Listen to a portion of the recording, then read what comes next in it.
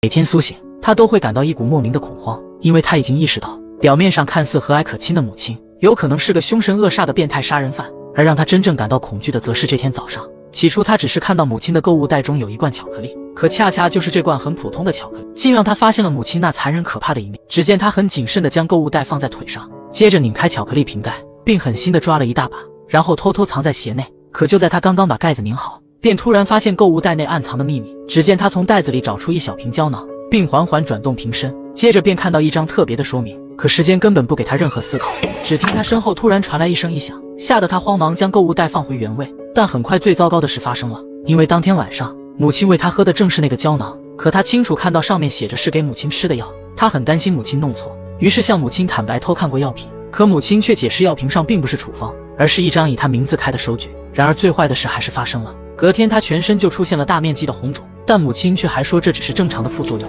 不过女孩这次倒是学聪明了，当着母亲的面将1天3顿的药假装吞下，等母亲离开，她便将药全部吐出，然后偷偷藏了起来。虽然母亲说这是保护心脏的药品，但她也隐隐感觉到这款药可能是一种致命的慢性毒药。不过很快她就想到一个查清真相的方法，只见她拉出一个箱子，接着在里面找到一个乐高拼装的积木，原来这竟是一个简易的夹子，然后便利用夹子偷偷拿走了药品。可当她看到药瓶上的贴纸，她瞬间感觉到真是活见鬼了，因为此刻的贴纸竟变成了她的名字。难不成是那天太紧张而看花了眼？直到他下意识地撕开这层贴纸，果然露出了母亲的名字。于是他深深记住这款药品的名称，并决定来一次大胆的冒险。当他注意到母亲已经熟睡后，他便利用升降机悄悄下楼。不过他并不是要逃离这个家，而是来到1楼的电脑前。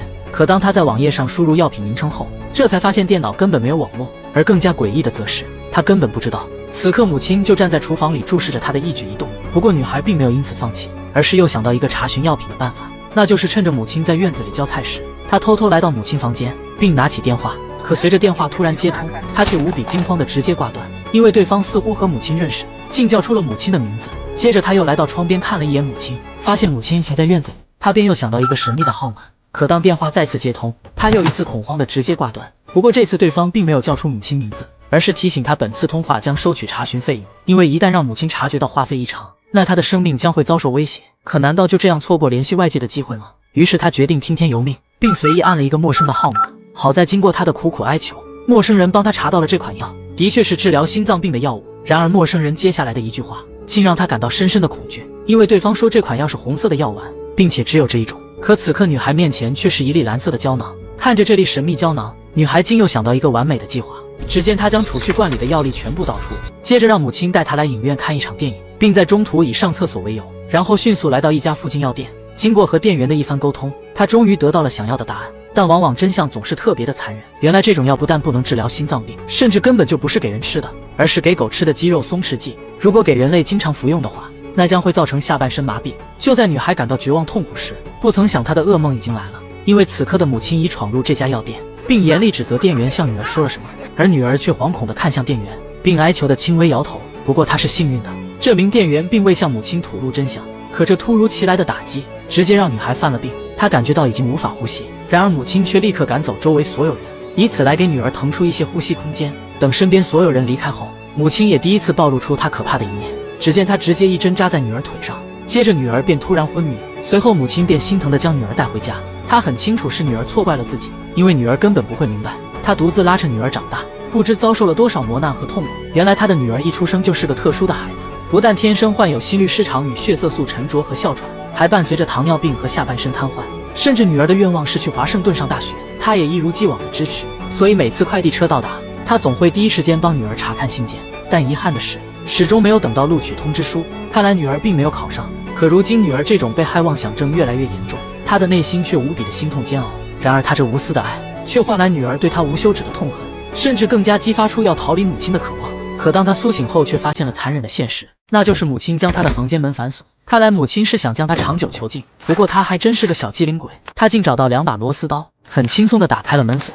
可她无论如何拉拽，房门就好像被焊死了一样。就在她感到绝望时，却看到明亮的窗户又给了她一线生机。可她的房间不但在2楼，就连她的下半身也是瘫痪，想要翻窗逃走根本就是天方夜谭。然而当她转头看向一旁，竟突发奇想了一个逃脱妙计。只见她拉开抽屉，拿出一个黑色机器，接着在手指上扎出一个血洞。经过检测得知自己血糖过低，于是她狼吞虎咽吃掉母亲留下的饭菜，因为他要保证逃亡时不会晕倒。很快他又拿出一大卷电线，并给电线直接通电，接着拿走桌面上的电烙铁，随后又抱起自己的床单，并喝掉一大口水。不过这口水绝对不能下咽，而是要一滴不漏的含在嘴中。准备好这一切，他便开始了艰难的逃亡。只见他从窗户直接翻出来，然后缓慢并十分痛苦的拼命爬行，直到10几分钟后，他终于爬到母亲的窗外。而接下来就是他逃亡的关键。只见他先将电烙铁通上电，等电烙铁烧到通红后，然后直接插在玻璃上，等待几分钟，玻璃上竟出现了细小的裂纹，而他则快速将口中的水喷出去，很快玻璃便直接碎裂。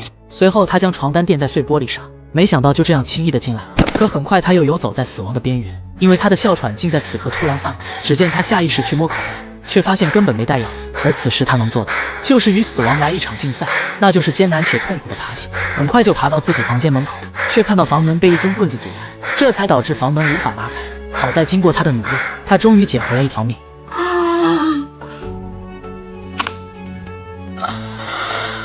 而这番折腾也让他更加怨恨母亲。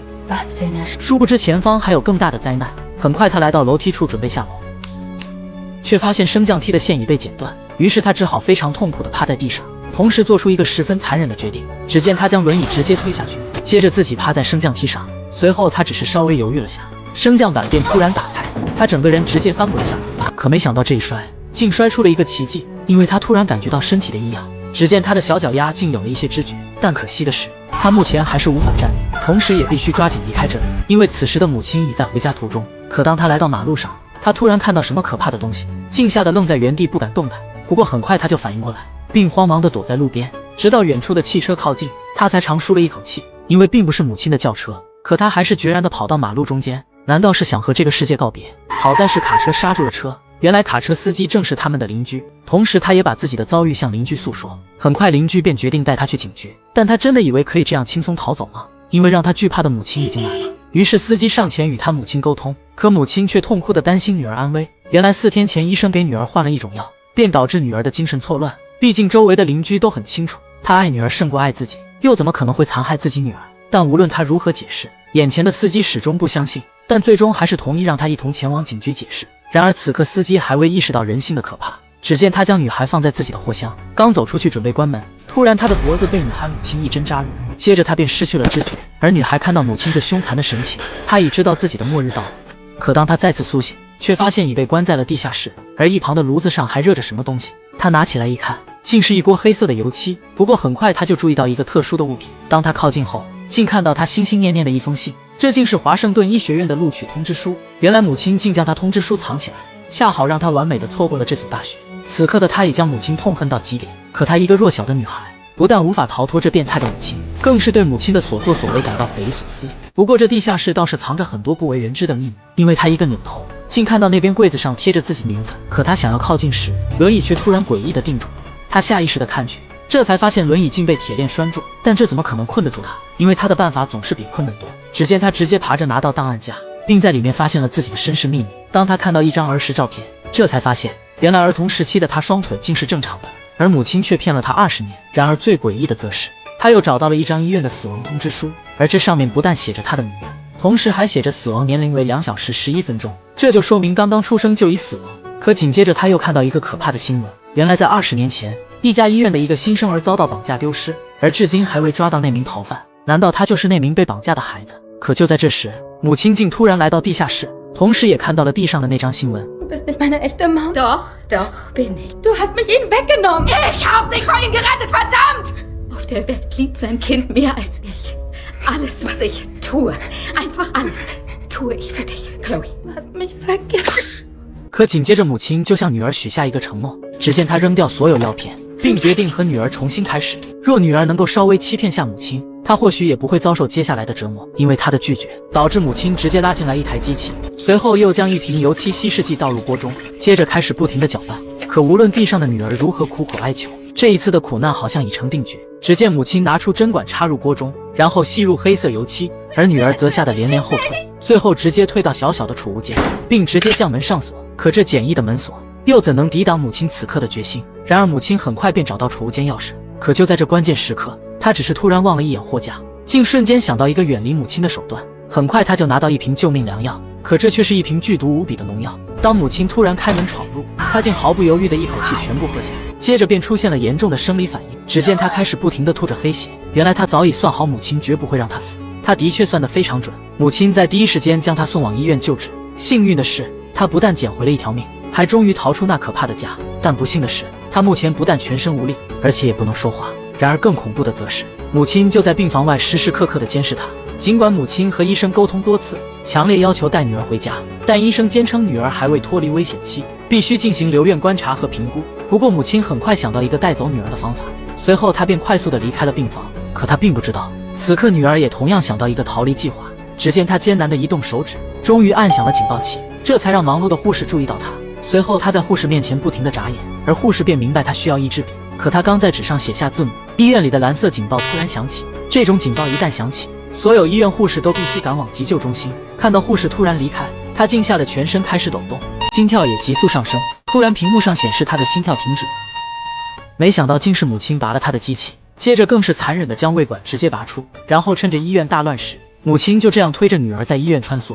直到几分钟后，他们终于来到医院门口，但没想到下行的电梯竟然故障了，而此刻的女儿竟被眼前景象深深吸引。于是她突然意识到，必须拼死反抗才能有未来，因为她面前的大屏幕正在播放华盛顿大学的广告，而这正是她梦寐以求的地方。很快她就下定了这个决心，所以当母亲要推动轮椅时，却发现轮椅像是被定住了一样。接着母亲来到她的面前，这才看到女儿的脚正死死卡着轮子，同时女儿也说出了最绝望的话Ich nicht. Das wirst du.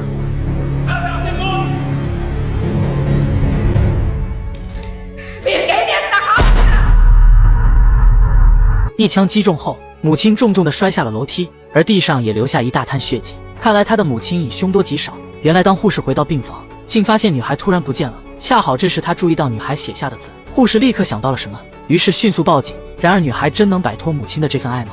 幸运的是，她的确摆脱了，但又令她诧异的是，很快她又陷入了另一种特殊的爱，那就是7年之后，她不但结了婚，还感受到来自丈夫那份既真诚又体贴的爱。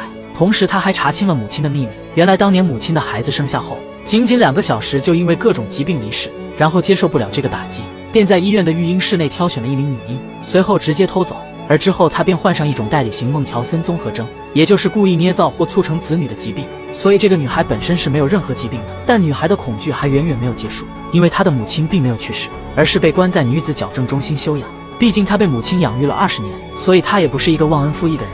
而她每天都会来到这家矫正中心，然后强忍着疼痛站起来，等通过这条检测带，她便可以见到心心念念的母亲。她每天都会和母亲聊很久的天，诉说她这一天过得多么开心。但最重要的是，她每次都会给母亲偷偷带一些小礼物。只见她的舌头在口腔内来回搅动，随后便吐出了什么东西，原来正是那种给狗吃的蓝色胶囊。Ich liebe dich, Mom. Schön weit aufmachen.